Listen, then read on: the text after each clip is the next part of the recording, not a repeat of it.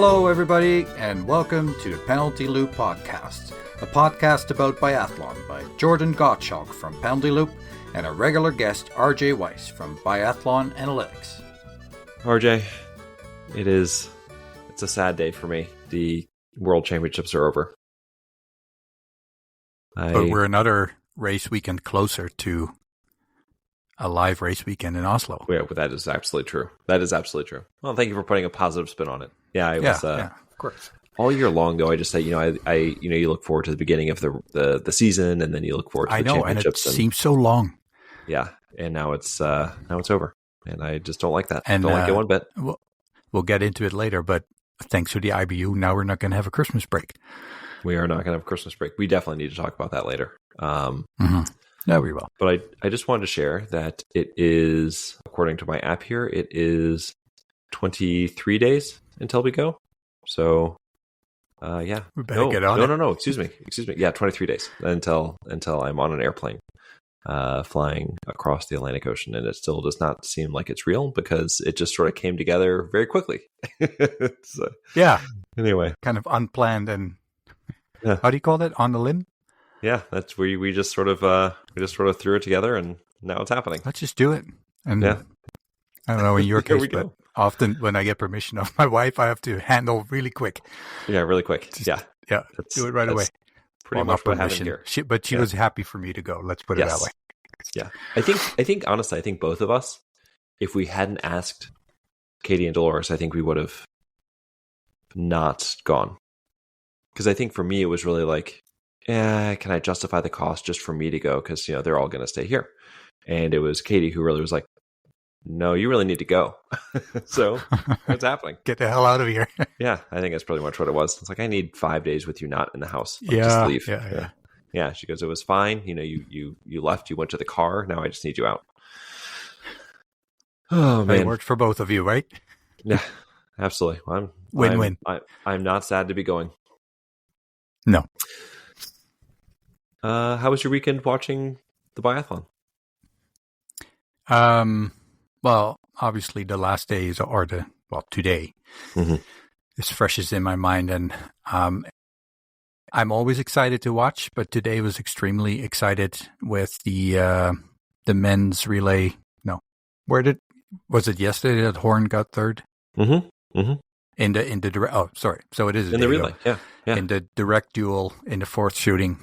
And I was like just literally jumping up and down. I don't know, because if Sebastian Samuelsson would have gotten out first, I would be very happy for him too. But there was, something about Philip Horn that I just really connect Philip well Horn's with. Your guy. And I think it's also just a German team. I've been watching on German TV a lot, so yeah. Well, I think you've got the relationship with Philip Horn. You and him are buddies from back in the IBU Cup. The IBU Cup in Canmore. And I think he wanted to quit. Remember that? And then I said, "No, come on. Yeah, soon you'll be winning world championship medals." I know. No, when you were on him before the championship started, you mentioned him as somebody who might show very well. And well, he has been skiing very strong, and he definitely has races where he shoots well. So, as I think most people, analyzing biathlon will probably start their discussions of the weekend with Philip Horn. I think that was probably the biggest story of the weekend. But no, fair enough. In all seriousness, like it was like a really cool moment because Samuelsson is like one of the names, and Philip Horn is not. And it was like he goes head to head with him, medal on the line, and he does it. That's exactly what you want to see in these championships, right? Oh yeah, and let's be fair, like the women's race was very impressive, but a little boring in the sense that it wasn't very close. I don't know. There was like a couple of things that it's often like the odd things that jump out where my brain just connects. Like I posted a picture of Tandervold shooting, and her first shot was like 17.3 seconds, I believe, and then that was just after I read that Justus Strelo shot an 18.6 total. And just that perspective is, clearly she's not in her best doing right now. And, well, we know that Justus is a very good shooter and fast shooter. So, well, Strello, can we talk about combine the two? It's just so. Can we talk about Stalder for a second? The standing shooting in the relay. It was so his standing shoot was 19.3 seconds, which doesn't sound all that impressive. I mean, it's very fast, but not all that impressive. But when you add in the fact that he had a reload in there, it's insane. I mean, he was 6.8 seconds to his first shot, 1.3, 1.2, 1.0, 1.6, 5.5 second reload and hit. That's just I don't know how you do that. I physically don't know how you do that. So, but for a reload, that's not super fast. Well, I was more thinking he just keys around with a bullet between his teeth, and then he just spit it in. Spit it in. Yeah, the whole thing. That's crazy. That's insane, crazy. Yeah. And then you mentioned, Tangerville, 17.9 seconds to her first shot, and it's just. And again, like you said, she's not in the best headspace when it comes to the range. Well, and of course, it could be weather, and how much they pushed on the track and everything. But and the thing that I remember most from today was the Oberg hug. Mm-hmm. Mm-hmm.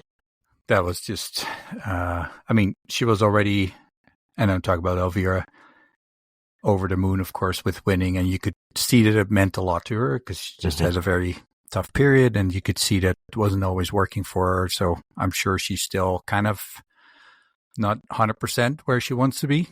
Mm-hmm. And I must say, this race was super exciting because I must say every loop changed completely compared to what you were expecting based on the previous. And then for her to come out winning, and she, like I said, she was already like pretty emotional with other athletes. And then when Hannah came to her, like, knowing that they're sisters, you probably see more in it than it is, but it was really this intense embrace. It was pretty emotional. Just looking at the picture now, and it pretty emotional. Makes me. Yeah, it still gets you, right? It's totally pretty cool. And because you've got Hannah, who's got all these gold medals. It's Elvira's first. Hannah has, a pretty tough race, she broke her rifle and was at the first lap. I mean, it was pretty early on. Yeah, and I saw a picture of she's literally flat out on a downhill. Elvira just having it was a solid race, but she had those two early misses. Three early misses. Anyway, she made one miss each in her first prone without looking at it. I think that's what I remember. And then, just got back up to the front and was terrific with her standing shooting. Oh, yeah. This actually, and I definitely want to talk about that more. But one of the things that reminds me of, because you mentioned how every single lap was so different. I mean, it was like you would think, oh, Preuss is 10 for 10 and she's all alone, right? Is she gonna make a move here, or is she gonna get stuck in the mud? And it was like you would just see these huge changes, lap to lap. She skied like she was stuck in mud. Lap, I know.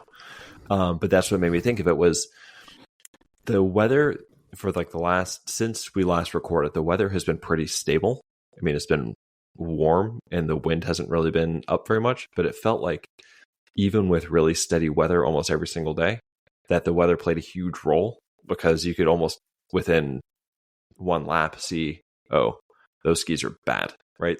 I think about, and I think that the snow conditions still changed a lot, though. I think they did, and that's what I mean. It was like it was warm, and I think it was at night. It was like, did it get below freezing or did it stay right at freezing? And I think that it's amazing how much that played a difference. And you and I were texting earlier today.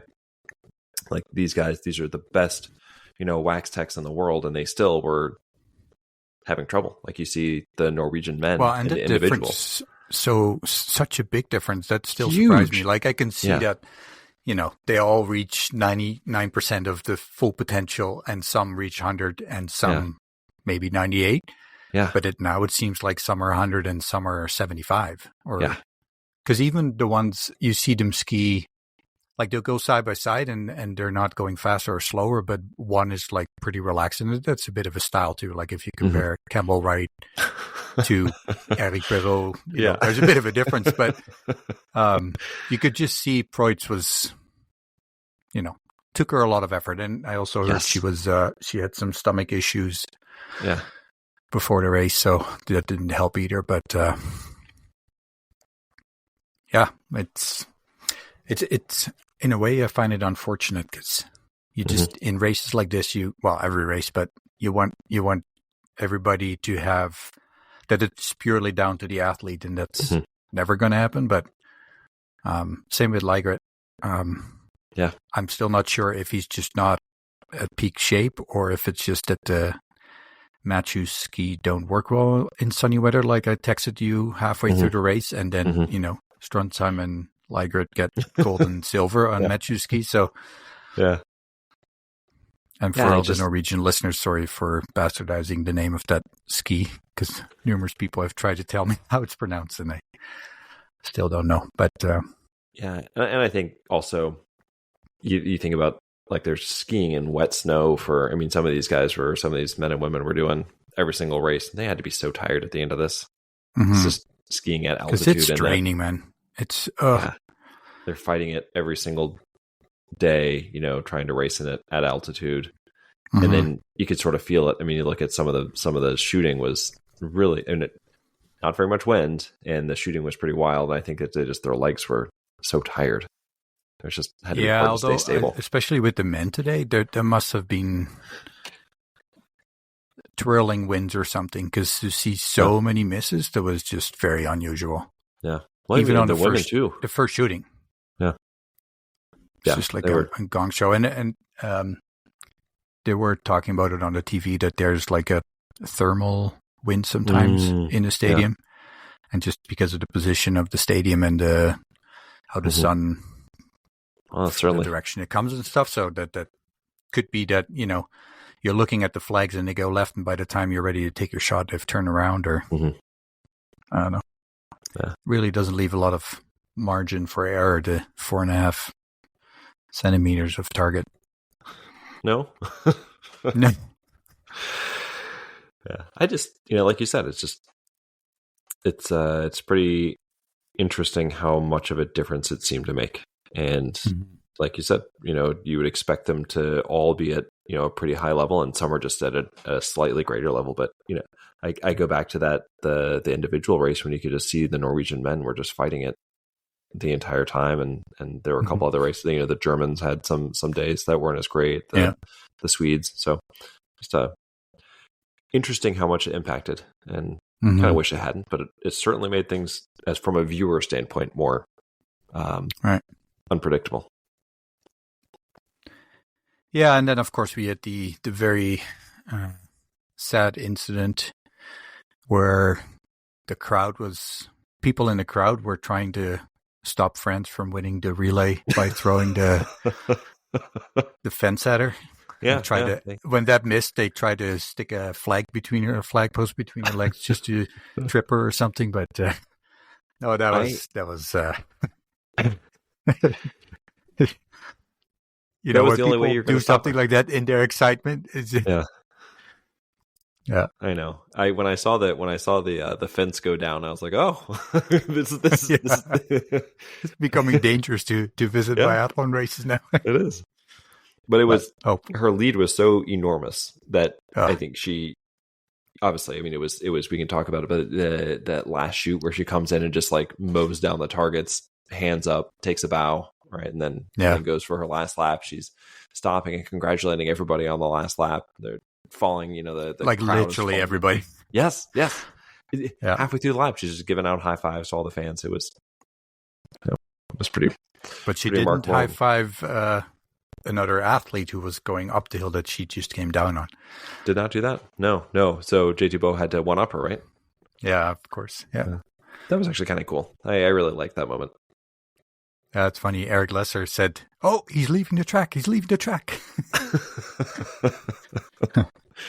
I just, we've seen the Frenchmen, celebrate vociferously after their wins. And so it's just kind of nice to see them, clearly show that it's all in good fun, right? So is there a jinx on being dominant in the season in the relay? Right? Isn't that, it's been a couple of years, 3 straight years? Yeah. Yeah. These guys should all throw a relay, right? You're like, oh, maybe we won the first one. We have to lose. We have to lose in Hockfield. So we can't do it again. Yeah. Well, I don't know how France would have thrown it today. Or sorry, not today. The women's relay. Oh yeah, they were too good. What are they supposed to do? Yeah. Wow. It's like if Simone would have missed 5, she probably still would have. Man, that race. I mean, and it was so cool to see. Did you see Michelin in particular? Her smile at the end of her relay. Yeah, I was so impressed by Jean Monod at the beginning, recognizing, hey, I'm the strongest, and just be like, all right, sorry guys, like I'm just see you later. Yeah, I'm just going to go from the front. And it was like really from the first kilometer, she was gone and nobody ever saw her again. I always wondered, like, if that had been a sprint, how good would she have done? Like, would she have won that if that was a sprint? Obviously, you could go back and look at the times, but it's not going to exactly work out. But I can't imagine that looked amazing. Yeah, no, absolutely. No, I was going to say, like, I can't imagine that Simon and even Justine Brézard-Boucher went 100%. No, they didn't have to, right? Yeah. Like more that they wanted to have something left in the tank if the shooting didn't work out. Yeah. But I don't the way Jean Monod was pushing was. What a huge gift, right? Because you got Michelin and leg 2, who I think and that's your weakest link. Yeah, well, that's your weakest link. But to give her 30 seconds to be like, here's a 30-second lead. Calms your nerves a little bit to know that you've got that much. Well, and I thought she was like slowing down just a little bit, not just ski speed, but just in general. She had a few more misses here and there, and then to come out, I don't know if she shot clean, but definitely with the reload, she didn't have a penalty loop. So, because I don't know. I wonder if that you're the biggest risk factor for the team. You don't want to screw it up. You never do, but you know what I mean. No. Yeah. They were dominant. It was the strongest team having their strongest race at the biggest moment. So congratulations to them. And I will say that if you remove them from the picture, it was actually a really exciting race for the podium positions too. Yeah. It was just happening like 2 minutes behind the leaders. I know. But I mean, you had Norway coming back after Tangevold's rough leg, and you had Slovenia was up there for a long time, and Slovakia was up there for a few legs, and Austria actually had a very good relay, their best ever actually at the Worlds.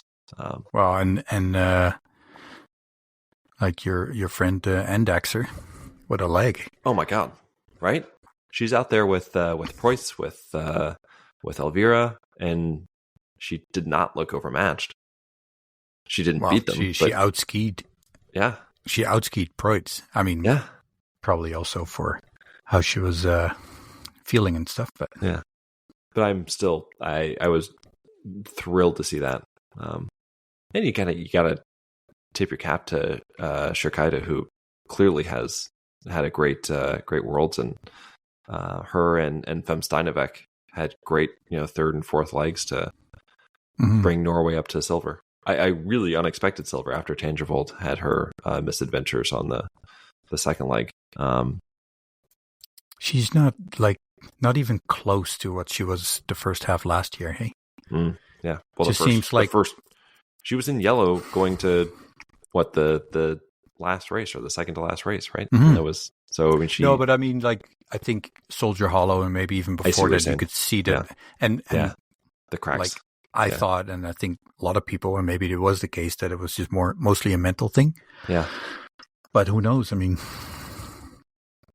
it just seems like she hasn't really recovered, and then she had the setback with that she needed surgery, which she seemed to recover from quite well. I had the thought actually that I wonder if she finishes out the season or if she just ends it early. You could argue it either way. Either you end early and just we proved that we are healthy. Let's just start getting ready for next year early, or just get some more races under our belt to just remind ourselves that the heart is okay. I mean, you can whatever works best for her. I just hope that if she wants to step away, I hope she does. It's sad to see somebody drop that far, right? Mm-hmm. And not like, we had that with Fitozzi where the prone shooting wasn't working at all, but other than that, she was doing well. Yeah. And it just seems like with Tandrevold, this just looks rough. Yeah. You almost just want to turn away and just ignore it. Just like, right, well, but we've also seen people come back from a season like that and do really well. So it's been. What's funny is that you go back and look at the preseason races, and she won both of those, and it was like, all right. Maybe Tangible's ready to go again. And then since then, it's just been all downhill. Mm-hmm. Any other generic things that pop in your head for the whole World Championships? Now that we went down the women's relay rabbit hole, I think it would be we have to mention Johannes, right? I mean, he has the most individual medals, right? Of all, or of the individual wins of all, he has the most total medals from World Championships. So I think that is, and it didn't he didn't get them easily. No, Well, the pursuit was pretty easy. So but I mean, I would say the last few days were not the easiest. Yeah. Huh. I think when you look at all of the men, like he clearly had the best championships. He got the 2 golds in the sprint and the pursuit. He was whatever he was in the individual, and then bronze in the mass start, silver in the single mixed, gold in the relay. What was that? I just found it a really strange reaction in the individual. His first shooting, and I think he missed 2 or even 3, and then he gets up and he has a big smile, probably to Ziggy Meze. Yeah, I wonder if they knew already that the skis were bad. Yeah, if he wasn't going to win anyway, but then like I it's such a weird. Or if they had a side bet. Yeah, but even after your first shooting, with 3 shootings left, Yeah, that was just, I have no idea. And then before the race, he was there was a shot of him sitting on I don't know, some box or whatever, and he almost looked bored, and it could totally be just his way of focusing and stuff. But I don't know, that whole race, it felt really weird, like as if he wasn't into it, and then he's like, "Hey, I missed 2 or 3," Yeah. But and that's the one thing of that race that I wasn't crazy about, and I texted that too. Like they used to score points for the World Cup, and I think this is why. There's a lot of good things about not having that, but this is why I would like to see it back. That even if they start with 3 misses in the first shooting, that they still try super hard not to lose points. Yeah, because I just felt like there were a large number of strong or highly ranked athletes that missed 2 or 3 or 4, and then they're like, I'm just going to ride it out. And and it was, kind of, and I don't know. That's just what it felt like to me. To take those on, so one by one, I think I would be more interested, not interested, concerned. Concerned's not the right word. I don't know. I would. His response in the rest of the races, I don't know what was going on particularly in that individual, but I think there's probably a different explanation for it. Based on what happened I'm just curious what that was. As far as the this particular individual, I think there were a bunch of guys who, and I don't know if it was fatigue or they're not scoring points or what, they had some misses. Or like, well, that's that, right? Yeah, because it really felt that there were, from a really early point in the race, only about like 4 or 5 guys who had a chance. Yeah, although I mean, QFM started with 2 misses and he ended up 3rd. He did, so. Yeah, and he just put his head down and did it. So one other thing that popped in my head, actually 2. I have a really, I feel disappointed for Hartwig because there were so many times he seemed really close and then didn't quite work really out. Close. Yeah, and then the other thing is, it almost feels that if you would tell me now that too bad that Tarje had to sit out the World Championships, I'd have to look in the results to confirm that that's not true. Because Yeah. It was just so, he just was not, I don't know, it felt he almost wasn't there, which I found really made me sad because, knowing that it's his last one and he. Yeah. Yeah, he was never really in the fight. Because even in the one race where he won the medal, right, it was the relay. And by the time they got to the third leg, they had a pretty massive lead, and he just sort of did his thing. And to be fair, got gold and has more relay medals than anybody in history for the World Championships. But yeah, he wasn't an active fighter and competing for medals in any of the races. Very consistent. 10, 10, 10, 18. And in the 10, 10, 10s, he shot 90, 90, 90%. He's a consistent guy. Yeah. Just keeps moving along. But his skiing He's the kind was. of guy I wish that he competed for like a Switzerland or an Austria like Ader. And because I really think that he could just keep trucking along. Going. Just keep turning him out for a few more years. If that's what he wanted to do. Well, and I was just thinking, I don't actually know specifically what the reason is, but I'm guessing it's also similar to spend more time with family and because I think his son is like a year and a half old, 2 years old, somewhere in that range. Mm-hmm. I have to imagine that he's just ready to be done. Mm-hmm. Hey, so you put some numbers together about Johannes. Did you want to go through them now, or do you want to wait for later on that? No, because I just found it interesting because there was always a bit of talk. Apparently, Olainer Bjørndalen said you can't really compare different eras because, he didn't have as many opportunities because when he started, there was no mass start and there were just fewer races. So I just wanted to look at win percentage. And then JT Bow still I just looked at JT Bow, Martin Fourcade, and Olainer Bjørndalen. And then JT Bow still had 33% win percentage, 12 out of 36 races. So that's non-team races. Martin Fourcade had 11 out of 36, so exactly the same number of non-team races for 31%. And then Olainer Bjørndalen, 11 out of 69 for 16%, which is, 69. A big part of those were when he was like 35 and older. But, and then for team and non-team, JT Bow, 38% win percentage, Martin Fourcade, 24, and Olainer, 21. And of course, that depends a lot on strength of your teammates, but also strength of the competition. Mm-hmm. And I also looked at podiums for non-team, everything combined, and team events. Mm-hmm. Olainer Bjørndalen actually has the most podiums, 26.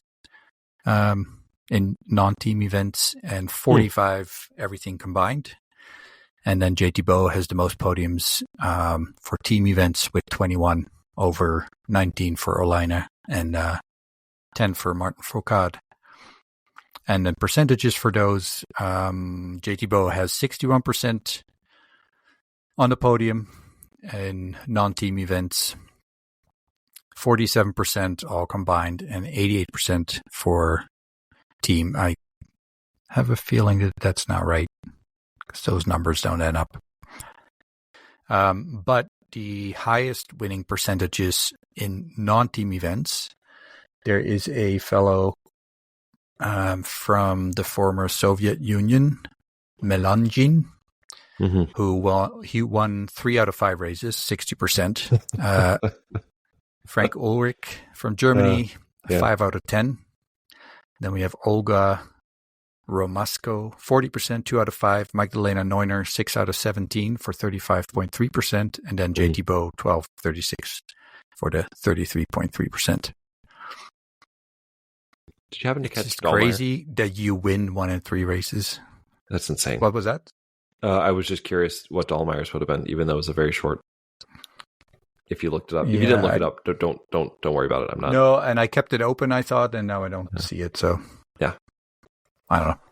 I'm just curious because my memory of her is just winning all the time. But obviously, a much shorter career. I agree. You can't compare different eras, and in all fairness, you also have to consider the opposition strength and everything. But based on the numbers, even when you don't look at purely the counts of wins, I still think that JT Bowe, even though I think up to this point, when you asked me, I said Olainer Bjørndalen, but well, the one that stands out to me is 61% podium percentage in non-team events. 61% is, I mean, that's getting close to 2 out of every 3 races. He's getting a medal. That's and again, I think that's bananas. The column where I'm not 100% sure. Oh, I just pulled it up. I pulled up his. Okay. So that is So 61% is completely accurate. Yeah. Now I can't speak for the team percentage, which 88% as a team would not surprise me either. But that's just no. But then the middle one, podium for all races 47. That doesn't seem to make sense, and could very well be a typo. Maybe it's 74. Anyway, it doesn't shock me that he's on the podium 88% of the time with the people that he's raced with. Right? Yeah, with his brother and the other guys that have cycled through that relay. Like if you already win 61% of the races, for yourself, and then be surrounded by probably some majority of the top 10 ranked athletes. Anyway. That's incredible. I mean, it's incredible. And it's not like he's going out with a poor Worlds. Like he goes out with more medals than anybody else. And right. So he, like I said, he individual, he had 3 medals. Nobody else had more than 2. Add into that, he had 2 more relays. So he had 5 total medals. I mean, not as good as the last 2 years at Worlds, but he had 7 medals each in those. So what are we comparing to, really? So is the royalty of the championships, I guess, King would be Simone, I guess, eh? Do you think so? Well, because of the relay medals. I see what you're saying. Because is she not the most decorated one? Because she also was a part of the mixed relay and the single mixed and the women's relay, so she had 4 total medals. You are correct, yeah. And I am tempted to say that in the single mixed relay, she's the one who won. 4. Price also had 4. Fair enough. Yeah, just not as many golds. Right. And I think that actually, this is what I think about the women, is that it was actually a really nice distribution, right? Because you had Preuss, gold and silver, Elvira. These are just for the individual events. Elvira, gold and silver. Rosa Boucher, gold and bronze. Simone had her really dominant gold medal in the individual. Halverson silver and Michelin silver. Suvi a bronze. Jean Monod a bronze, and Shirkaida a bronze. And I think that, you might have gone into this thinking that maybe Lou would have gotten another medal or so in the individual events, but I think overall it pretty much tells you a lot about the season so far. Yeah. It's kind of nice. It's nice when it comes out. Jean like that. Monod must be the most disappointed, if you want to. You would agree with that. Put a stamp on it, but although I think Heike Gross was also he's probably looking back, very disappointed on what could have been. Yeah. So close a couple times. Yeah. But yeah, I think that you would, if you were going to crown a queen, Simone would probably be the. I mean, she had the most golds for the women, but I think that Preuss and Elvira and Rosa Boucher would be up there with her as well. Mm-hmm. The princesses, I guess. and I disappointment for a team. I mean, Elvira made up for a lot today, but Sweden did not have a very strong world championship, really. No, not really. The men didn't. Did the men? The men had their relay medal, and that was it. Which is just interesting, hey? That just doesn't seem to. Well, they didn't even have a relay medal. Excuse me, I misspoke. Come together, right? Because Horn beat all Samuelson, so they didn't even. Zero men's medals. Excuse me. So really, it's Elvira and Halverson and the women's relay. I think you're right. I think Elvira makes the whole week feel better, but it really wasn't a great week. Right. Well, especially since it came kind of surprising. Like, even today, I kind of expected her to miss at least one. Did. Yep. But then she pulled it. And she also seemed kind of spent a little bit in the previous lap. So I was like, I agree. Can she even hold off? But man, she spent in the previous lap. She looked spent at the end too. I don't know how much she had left in the tank if she had to go another lap. Well, yeah, but I mean, I don't think she was ever really under threat in that fifth lap.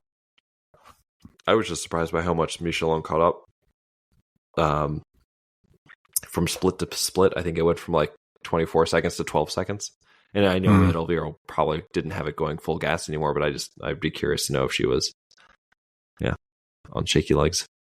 Mm-hmm. Good thing for her, it's a 5-lap race and not 6. We don't have to find out. There you go. Yeah. I think overall it's funny because, I mean, it was highly enjoyable. I really enjoyed watching every race. But for some reason, it didn't feel like a world championship. Mm-hmm. Like it felt like a long World Cup, maybe. Yeah. I don't know why. I must say that the streams that I watch would typically not show, like, wouldn't continue streaming. And I had a kind of a busy weekend with nothing, in the sense that it seems like I always had to, like, I could watch the race, but then when the race was over, I kind of had to do something different. Mm-hmm. So I also didn't look up the medal ceremonies and that kind of thing. So maybe that's a big difference. I don't know. I was very happy about the times. They were very nicely timed. The 2 race days were a bit early, but 9 o'clock and 10 o'clock was pretty good for us on the East Coast. Cannot complain about that one bit. Yeah, I agree. I wonder if we got a little bit spoiled being in Germany and then Nova Mesto with their gigantic stadium. Mm-hmm. The last couple of Worlds were pretty sensational. It's weird. I sort of felt the same way. I'll be honest. I sort of felt the same way. It was Worlds, and I knew it was Worlds, and I was excited because it was Worlds. But watching the broadcast didn't necessarily have the same, jump off the screen quality that those venues did. Which I don't think is necessarily the fault of Lenzerheide.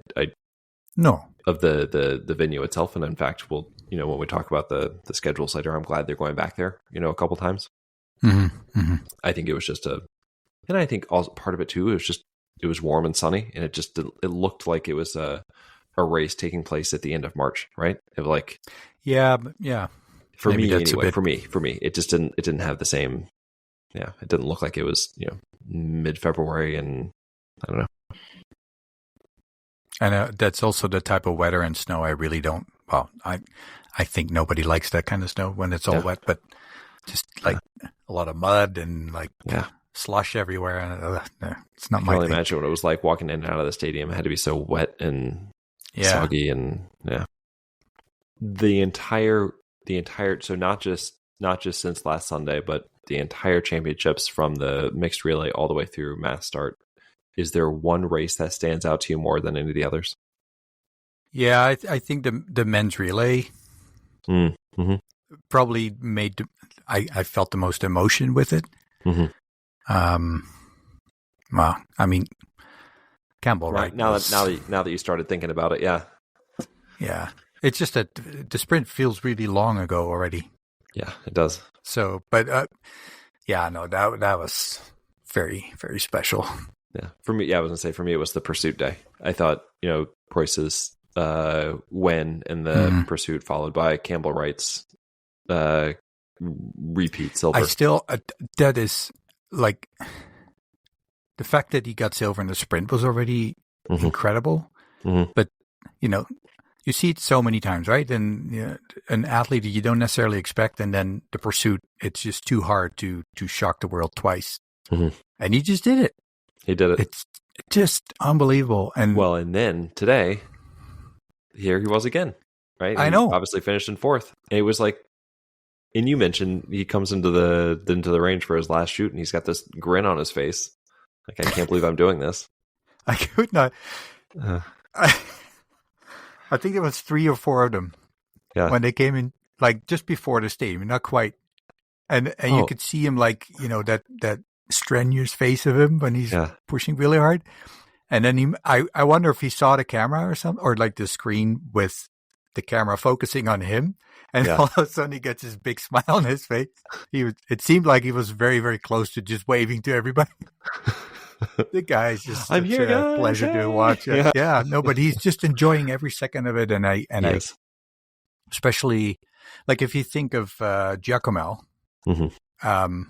he seems very intense and very focused, and then you compare it to Wright, and he's so loose and just having fun, and he's like a Labrador. Like it makes you think if Giacomo could just hang out with Wright a little bit and take a little bit of that relaxed position, but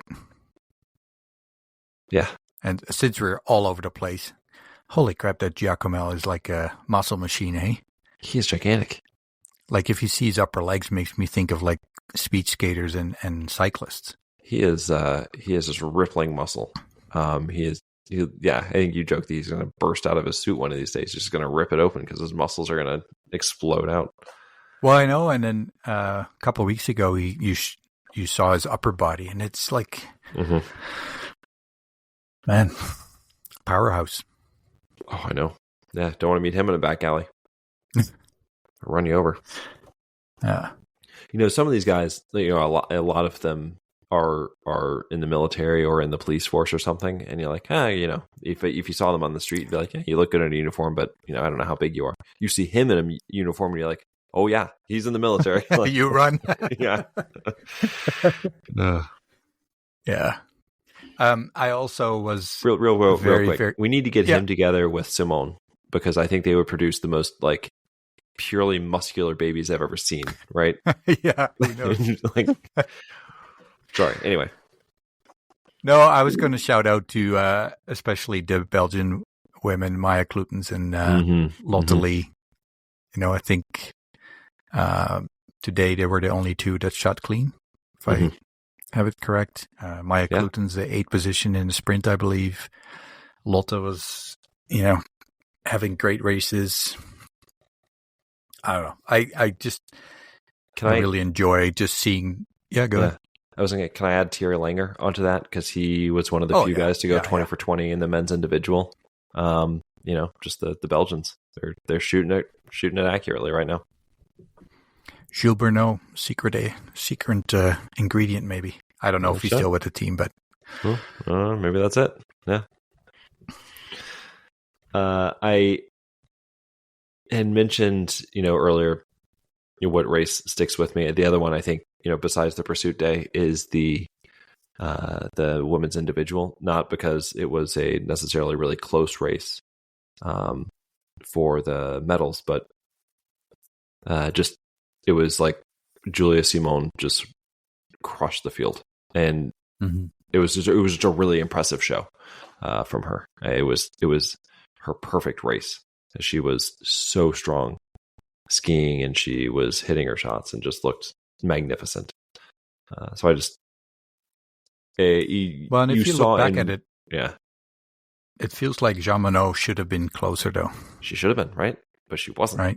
And it was just like a perfectly strong. It was like a superwoman performance, and I think that Jean Monod and I think Brezza Boucher might be more beloved, I think, by the biathlon family in general. And that's not. I'm not trying to. I just think that Simone can be a little bit more difficult to see inside of her sometimes. But you saw in that race how amazing she can be. You saw at the end, like, she was crying, getting her medal, like how much it means to her. And you don't always see that type of emotion from her, because sometimes she gives off like the assassin killer vibes, right? When she's on, and I mean that in the most complimentary fashion. By the way. No, I know, yeah. But it was just a very unique day to see. I mean, you got to see that from her, and I don't remember seeing that sort of emotion coming from her that many times before. So I completely was blown away by her that day. Not that it was a surprise necessarily, but it was just really impressive. Yeah. So triggered a pinball in my brain. Went from Simone, such a typically good racer in like mass start and pursuit and that kind of thing. So to do it in the individual was really cool to see. Yes, yeah.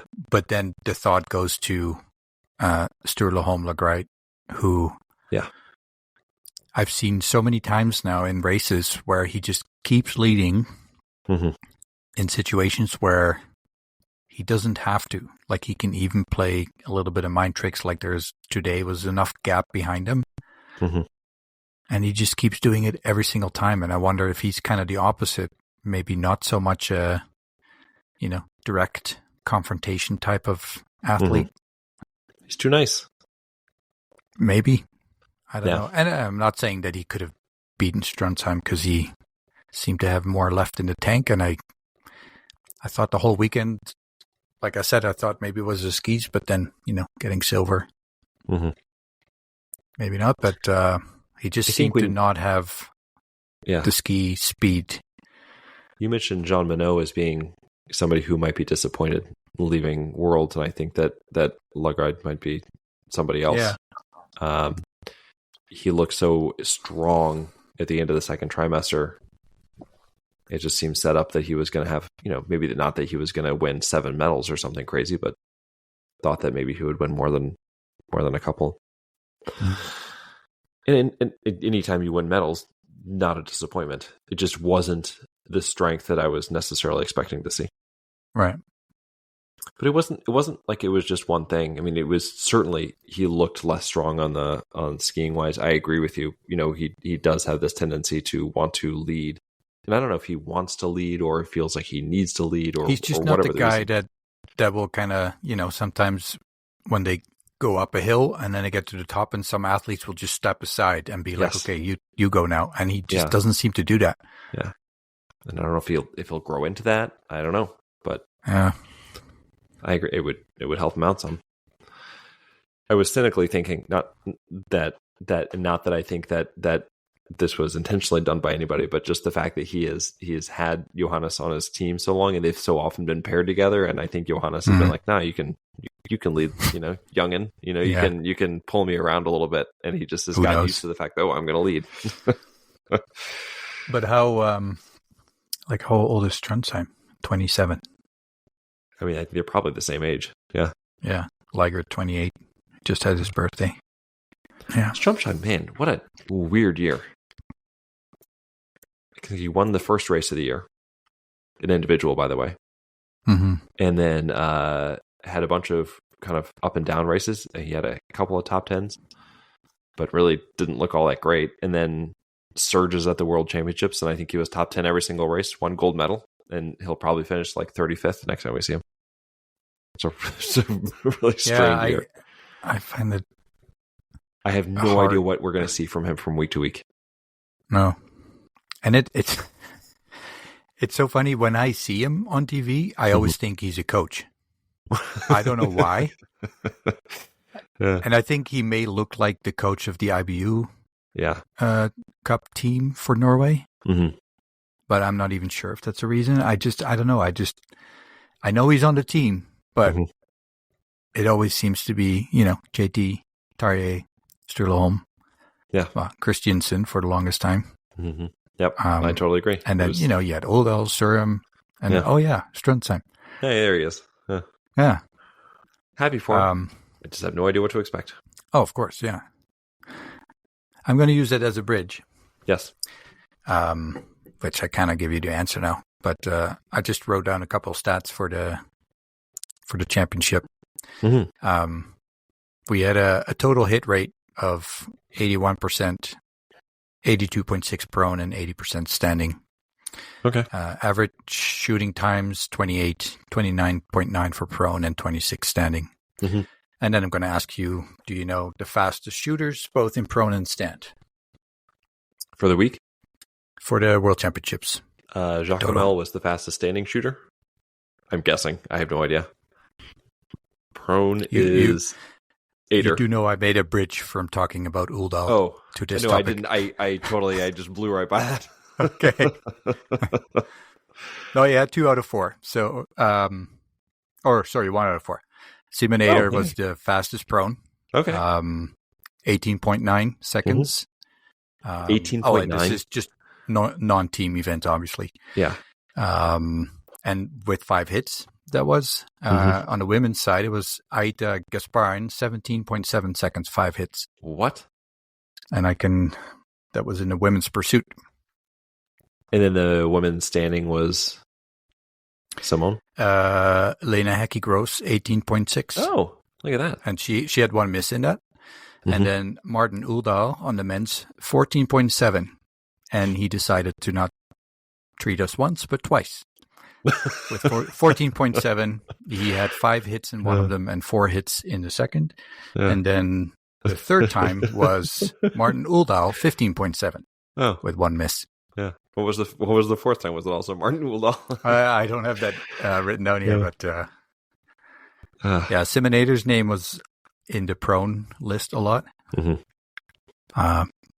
Well, if Stalder had just gone 5 for 5 in that relay. Yeah, but so I didn't. No, I know you didn't. I know you didn't do relays. I know. And obviously, when you have a relay and you've got the extra bullet, maybe you'll do something different. So let's do some quick math. 6.8 plus 1.3. So we're already stressing my poor brain to the death. So we got 8.1, 9.3, 10.3, 11.9. Did I count that right? Anyway, something in that range for his first 5 shots. Right. But that's just the shots, though. Yeah, it's just the shots, yeah. Yeah, so, and then, we had almost 13,500 shots, of which almost 11,000 were hits, so. And I did look up all the shooting stats overall, prone and standing for all races, all non-team, all team, men, women, etc. And it's all hovering around the 81% overall, and then 82 prone and 80 for stand. So nothing. You didn't happen to break it down by men and women, did you? Yeah, men were so. The non-team events for men was 82 overall, 83 prone, 82 standing, and these are rounded numbers, so that's why they.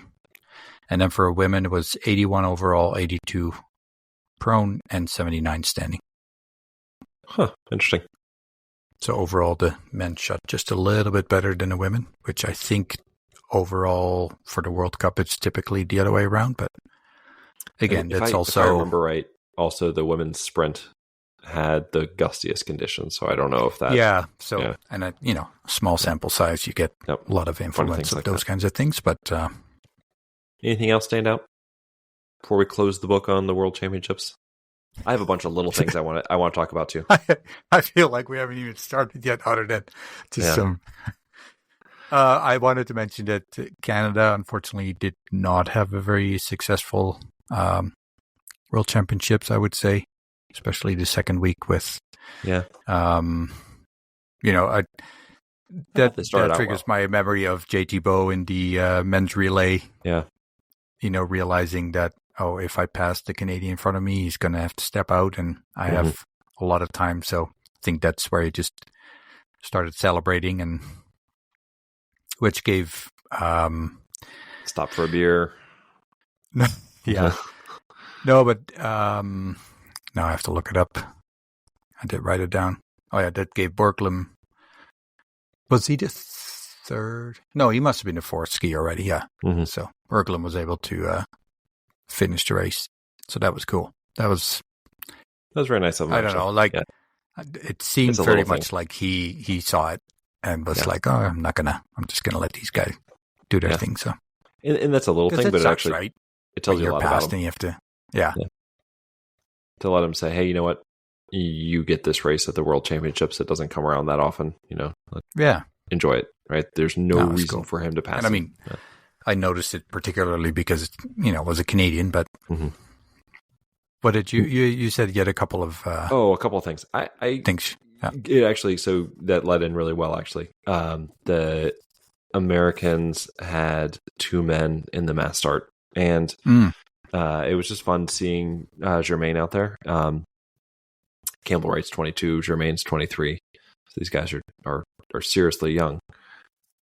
Then Jermaine had an Instagram post from Saturday night just talking about how it was his first time in a mass start and how he believes that he has the form to keep showing up in mass starts. And I appreciate their attitude that they are good enough to compete, and they did a really good job. And that must be the coaching is probably doing a great job too, but having someone like Campbell Wright with that success that just rubs off on the team, right? Yeah. Like, hey, we train with him every day. Like, we know what he can do. We know what we can do with him. Well, let's go do it. And they were both in the mass start. They had a pretty good day in the individual. They all finished stacked together. So they had Wright in 23rd, Schomer was in 24th, Brown was in 25th, and then Jermaine was down 62nd. They had a pretty solid relay. Campbell Wright exchanged to Doherty for the last leg. They were in 5th place. They were just 20 seconds off the podium. Sean Doherty didn't have a tremendous leg, but they still finished in 9th. So really, that's with these teams, right? They all four have to have a super race. So it was fun to see them up there, and it got to the point where you just sort of expect to see Campbell Wright in his floppy hair, running around up front and head. And yes, it just it was a unique experience. I think we haven't had something like this in a number of years, probably since the late 20 teens, mid 20 teens, really, where the Americans had consistent athletes who were showing up on TV. And it's kind of cool. And not just TV because they were, they had bib 97 in a sprint or something like that, but actually because they were earning it. So it was fun, and I just not a feeling I'm used to. I also wanted to mention. I'm sorry. No, that Florent Claude was also in the mass start today. That was cool. Yes, yeah. Also wanted to mention Milena Todorova, who finished in 5th in the mass start today, and that was the best finish by a Bulgarian woman at the World Championships in 20 years. I think they've had something like 12 or 13 top fives. I have it written down, but I've, of course, misplaced. Oh, no, there it is. This is their 11th top 5 at the World Championships ever. And Todorova had it today, which is really nice to see. This is actually her 3rd top 5 of the year, to 3rd or 4th, top 10 of the year. She's a bit similar to Suvi, where you kind of expect her to be around the top 10 at least, and she's just been having such a great season. Well, you led right into Bulgaria on the map, right? Well, and Laura Hystrova. So they had 2. They had 2 in the mass start as well. It's fun to see these countries popping up and having some success. And we've seen Belgium the last few years, and it's exciting. But I was going to say Suvi, right, led off the week with the podium. She won bronze in the sprint, and I think she was it 6th in the pursuit, 4th in the individual, 8th in the mass start. She had the second best second best total time in the single mixed relay behind Simone by just a couple of seconds. And it was like those two, and then a big jump back to all the rest of the women in the single mixed. And it's just fun to see a little bit more diversity in the nations and the athletes who are represented, and seeing somebody like Suvi. And I've talked about this ad nauseum, so I won't go on too much longer, but just it's great to see that she not only had that great season leading up to Worlds, but was able to replicate it at Worlds, on the big stage. Yeah. It just makes me happy. You think of people like Carrara, and then also Lampic. Feels like ages ago. Yeah. I was so excited for the Slovenian team. Yes. Yeah. They would cut to the women's relay. Like after every shooting, they would cut to the Slovenian women, and you'd see, they were all so excited. And I really liked how, because you could be pretty disappointed. I don't remember exactly, but they were like in 3rd or something when they handed over to the last. They were right up there. Yeah. But she was that the girl that was 18 and did her first World Cup race level ever? Yeah. So I think she handled it really well for being put in a situation like that. It's incredible. Yeah. I wanted to mention Ollie Hidensalo had his career best, finishing 4th in the men's individual. Just really cool to have that moment, and of course Hartweg in 5th, and then the last big thing I had on my list, Jakob Falk just had a great World Championships, didn't he? And he didn't come away with what? No, I just every time with him, I think it's, he's just peaking at the right time for this one event, but he just keeps proving that he's just right in there, and maybe not, for the podium necessarily, but he always has that outsider chance, right? I mean, he goes 11th in the sprint, 6th in the pursuit, 6th in the individual. I mean, he had some good run in the relays. I love him, and I didn't know that at this age he was going to have another season like this. And again, he's not getting podiums, but he's having a great year. Yeah. Really makes me wish that these events were eligible for points, because I wonder where he would end up. I also did notice that even though Estonia, they were kind of all over the place with results, but they still had good individual results. So, right. So it's nice to see that. I'm not sure. I don't remember how they did in the relay, but I don't think they were top 10, like 9th or 10th, somewhere in there. Yeah. Yep. Oh, another couple people who had some career bests, Chloe Levins and Lucy Anderson, 41st and 42nd in the individual as well for the American women. Cool. See, if you let me sit here, I'll just keep remembering things. Find stuff. Yeah. You mentioned Estonian women. I think Tomingas closed out the worlds pretty strong. I think she had a couple of top 10s to end. She was 9th. Yeah. Start. And I think she was top 10 as well in the individual. 7th, I think. Yeah.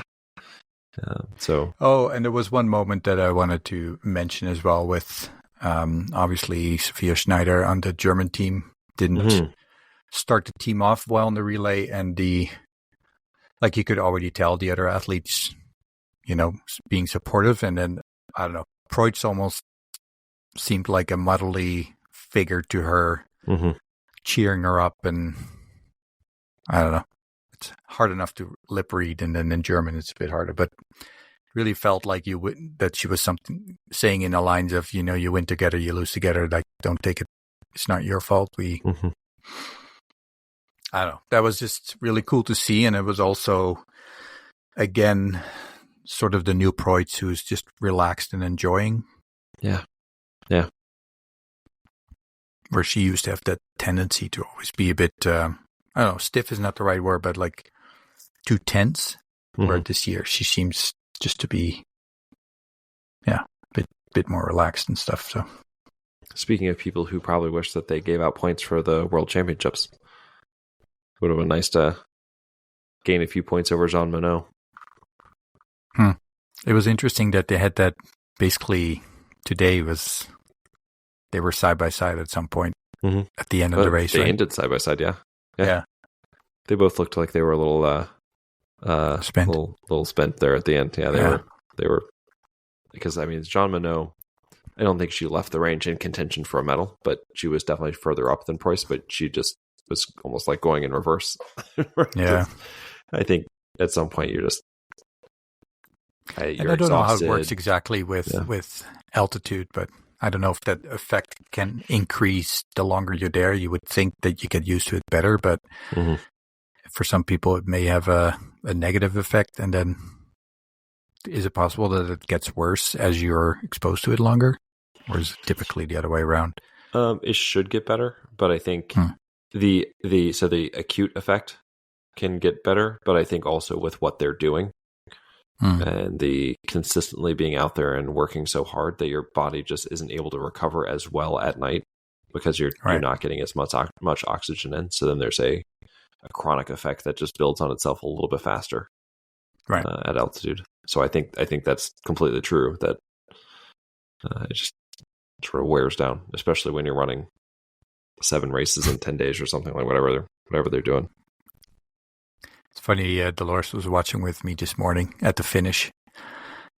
And she saw Elvira collapse right after the finish line.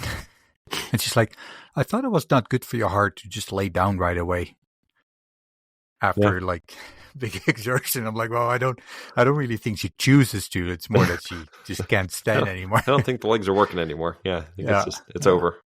Yeah, she's going down. Did you want to quickly go over the schedule? Yeah. So the IBU. Yeah. No, I was going to say the IBU announced the schedules for the 4 seasons after next year. So next year is already out. And then, so it's the 26-27 season through the 29-30 season, which is going to be the. Is that new? I thought they used to only do like 2 years at a time. That's what I thought. Yeah. Yeah. So they went all the way out through what I guess they're calling the Winter Olympic Games of the French Alps, which just is kind of funny to me because I'm so used to seeing like a city attached to it, and they're just calling it the French Alps. Yeah. But is that because they don't know where it's being held? I think it's because, I think that the official city still has to be figured out, and they've got time. But the biathlon, I don't know that they have determined if it's actually going to be an Odyssey or not.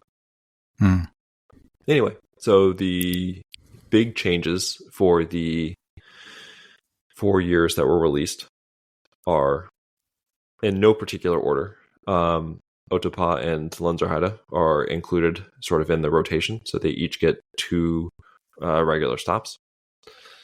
Oberhof is moved out of its usual spot, which is the first event after the holiday break, and it is now included in the third trimester, usually as the first event of the third trimester, but in the 29-30 season, it's the second to last week. And then the thing that really was interesting to me was there is this event that takes place in 3 of the 4 years that occurs on New Year's, which I thought was very interesting. I'm very curious how that's going to work. They mentioned in the press release that there would be a 2-day event in Pokljuka for a couple of these, and I'm fascinated to see what they'll do. Yeah. And what that will mean for Aufschalke? What that'll mean for Aufschalke? And they, in order to accommodate that, they moved the last week, so the last week of the first trimester up a week. So, for example, in the 28-29 season, because that's just what I have in front of me, Annecy hosts the third event of the first trimester, and it will take place December 5th through December 10th, whereas usually it would be the following weekend. So that would be, December 15th, 16th, 17th, somewhere in that range. So it all gets moved up so that there can be an event in Pokljuka from December 28th through the 31st. And I'm just really curious to see how that works out. Nove Mesto 2 days later. 2 days later. And when they have that New Year's event, and it's not every year, but when they have that New Year's event, there are 4 weekends in the second trimester as opposed to 3. Yeah, it's interesting. Looking at the dates, it appears that some years, so in 2 of the years, they will start, so 26-27 and 28-29 will start with just a single week of competition. And then 27-28 and 29-30, the first competition is listed as, it looks like a full 10-day, 2-week thing that they've done the last couple of years. What do you think of Oberhof being in the third trimester? Yeah, I mean, I've been following that topic a bit on the German news. Generally, I think people are not so much concerned about the snow, because that's kind of a first reaction of, well, are they going to have enough snow? But it sounds like that's not a big concern per se. Mm-hmm. Oh, we don't really have a lot of snow in February, or January. What's the difference? But I hope they have fog machines or mist machines to make sure that to make sure that people can't see too much. I don't know what I'm going to do if it's sunny there. Yeah, I don't know. I mean, I'm curious about the reason, but if it was sort of requested by Oberhof, or if it was decided. Yeah, I think it was requested because they've just had such bad luck with weather, and they think that historically they have better snow later in the season. I don't. We'll see if that really plays out, but it does. I don't know. Like I feel that period between event 3 of trimester 1, and then the start in January. It makes me think of, the Bow brothers who used that to recharge, and spend time with their family and stuff. And now it's like, so you have 3 race weekends back to back to back. Then you have 1 weekend off. So you have basically a 2-week break. And then right around, the end of the year, 31st, you have a race weekend, followed by another race weekend, followed by another race weekend, followed by another race weekend. Like, I don't know, like, there was a lot of talk about this being related to viewership because most people are off. What you do, you go watch, ski jumping, and now you can start watching biathlon as well. And apparently it's one of the highest viewed broadcasts they have in that period is the ski jumping, the 4, I don't know, how do you call that, 4 jump tournament, where they have, Anyway, so maybe that's a reason why they want to do it, so that a lot of people can see it, a lot of people can visit, because they're off, typically. I mean, I think from a spectator perspective, I think it's awesome. I'm not sure if I was an athlete, I would be highly excited about it. But I would be very not excited about it if I was an athlete. I'll tell you that. At first sight, yeah. Yeah, they said that they had athlete input on it, and I don't know if that means they pulled 7 people, or if I'm sure that. I mean, I'm sure it went through the committee. I'm sure it went through the counselor. Right? Yeah, the council. But I don't think I would love it. I just, the extra week is really nice in there. The other thing I thought was, and I don't know how much it's. Oh, go ahead. Well, I was going to say, and then from an athlete's perspective, is that the athletes don't generally love Oberhof because it's a fairly challenging course. Having that be the first competition after Worlds, I don't know that they're going to be jumping for joy. But if the conditions are better. Yeah, that's true. Yeah, but I'm sorry, you were going to say something. I just find the timing is always interesting because I can't imagine they've talked about it recently with athletes being part of the World Championships or preparing for the World Championships. So, yeah, I don't know. I don't know if they put it out now because there's a lot of interest because of the World Championships. But you actually forgot to mention the highlight of these 4 season announcements, and that's that we're going to go repeat last year's ending in season 28-29 with the show moving after Oberhof to Soldier Hollow, March 6 to 11, and then the season finale in Canmore again. And we will 100% be there. I can promise you that. We won't have to worry about we don't have to worry about snow in Denver. I'll tell you that. Yeah, so that's, I know it's a couple of years away still, but that's pretty cool.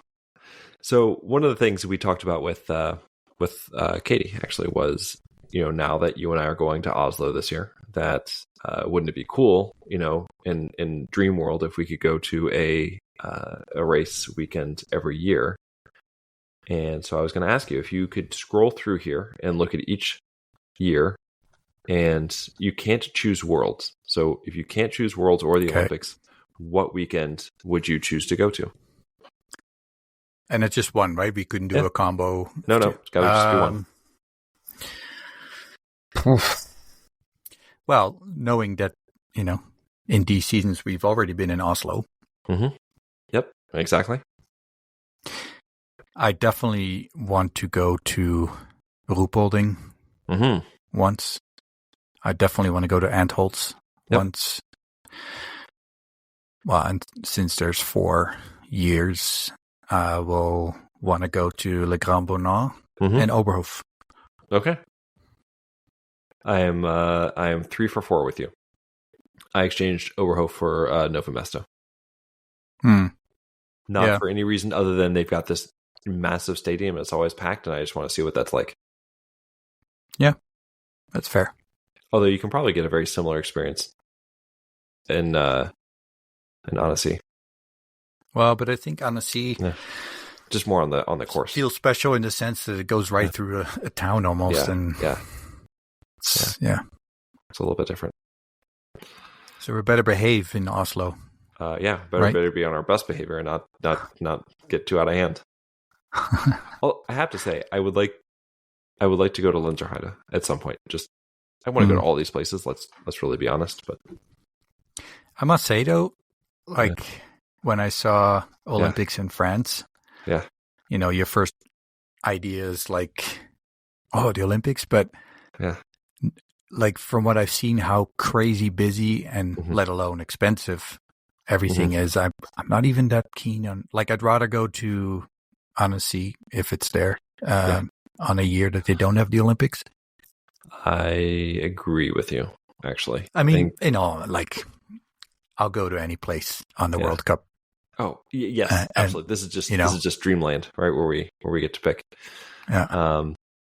I think that the 2034 Olympics in Soldier Hollow, I would love to go to that, but I agree with you. Seeing how expensive and how chaotic it already is for next season in Italy, I don't really want to mess with that. I think it's going to be so nuts, just being around the stadium. And I think that you... Yeah, and I mean, I did mention Canmore because I just assumed that it'll be there in of course. 2029. Yeah. I was going to be upset if you hadn't mentioned Canmore and tell you to pick somewhere else. Yeah.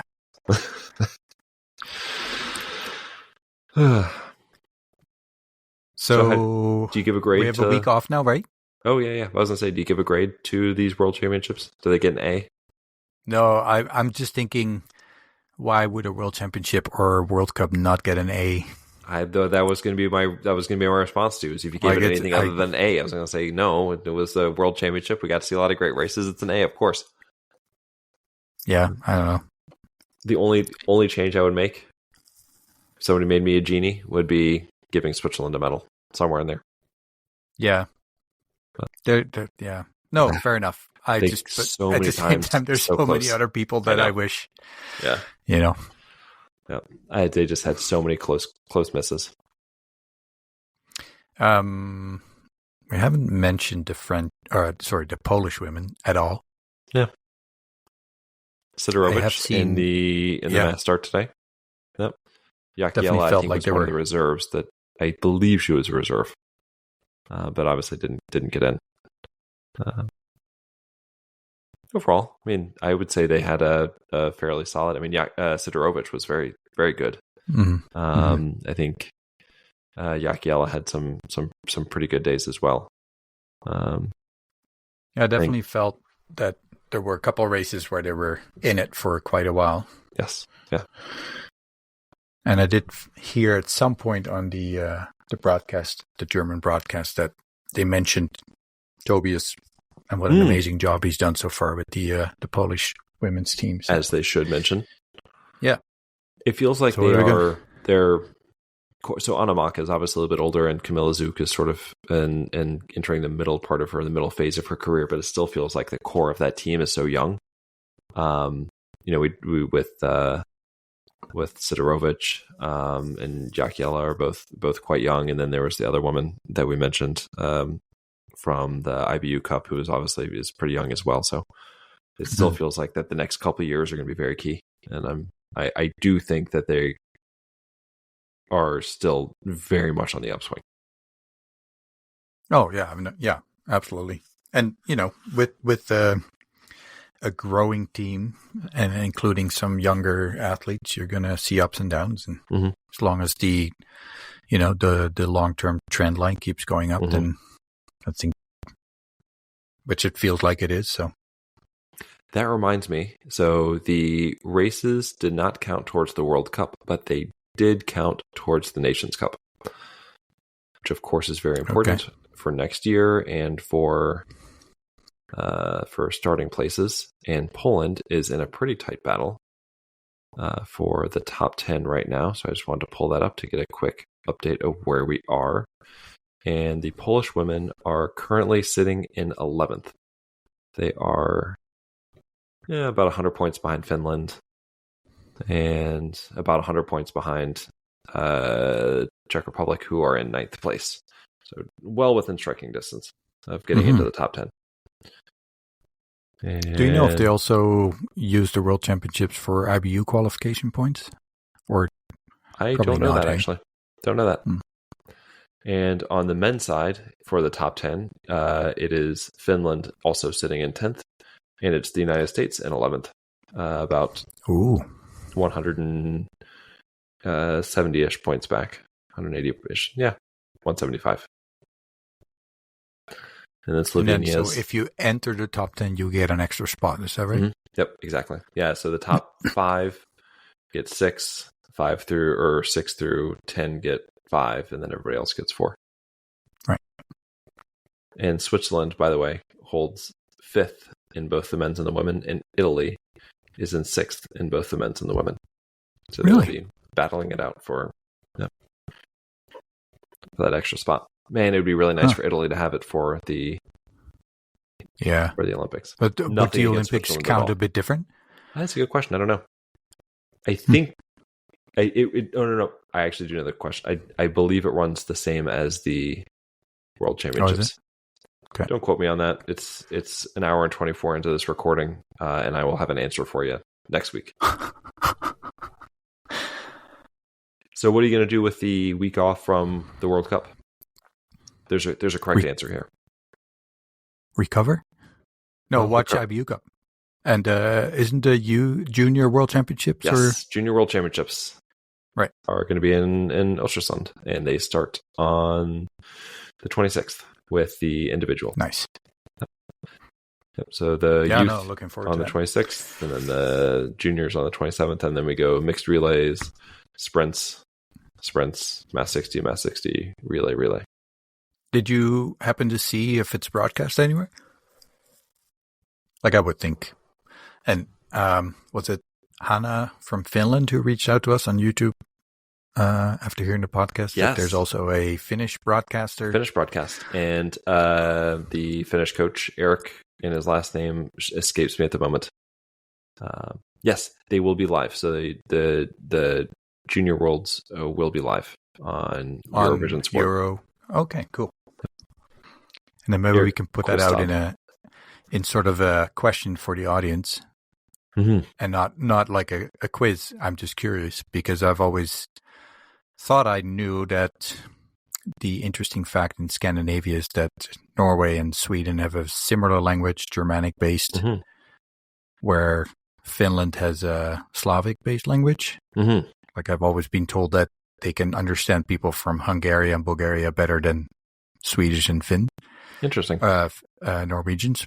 But then I think Hannah mentioned that their broadcast is in Finnish and Swedish.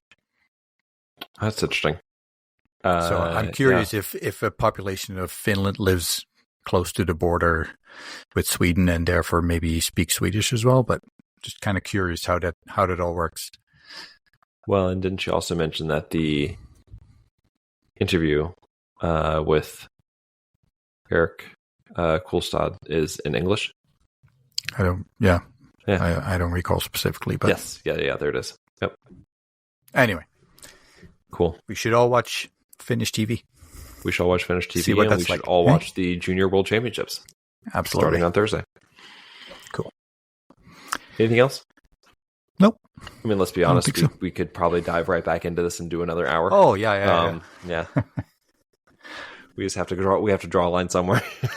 Yep. All right. No, it was cool. Yeah, it was. It was fun, and I'm gonna miss it, and I'm sad, but I'm also very excited because, like I said, 23 days from now, we will be on our way to Oslo. Well, you'll already be there. Crazy. Oh, that's wild. Can't get over it. All right, let's go. So, I was just going to say, if people have any tips or suggestions on where to stay in Oslo, maybe some sneak-in routes or that kind of thing, please reach out to us on either your favorite website restaurants or YouTube or restaurants, Yeah. Well, I'm assuming we're going to be invited by the Bow Brothers, right? I hope so. If not, I don't know what we're doing. Yeah. I expect to be feasted by them. Yeah. I'm sure we'll figure something out. We won't starve. We should be treated like visiting dignitaries.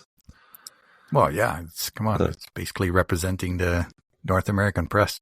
We are it, I believe. We are the North American press. That will be arriving in Oslo. And I'm tempted to think we're probably North and South American representation. We are representing an entire half of the world. An entire hemisphere. Yeah. Anyway, I've been in Oslo a long time ago, briefly. If you guys have any tips or suggestions, please let us know through different ways of doing that. Yes. But other than that, thanks for listening. And we'll be back next week. We will. All right. Okay. Take care, everybody. Take care, man. Bye.